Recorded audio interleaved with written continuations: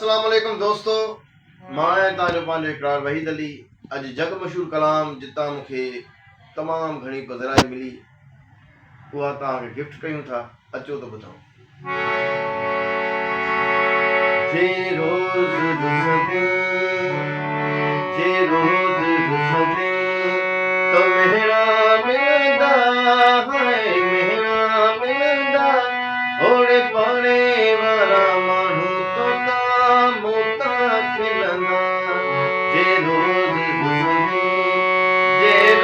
रुसंदे अफ़ज़ल चए माता बुखा रुसी हाणे हाय रुसी हाणे किथे मरी न पवां हिकु मौला ॼाणे किथे मरी न पवां हिकु मौला ॼाणे। जे रोज़ रुसंदे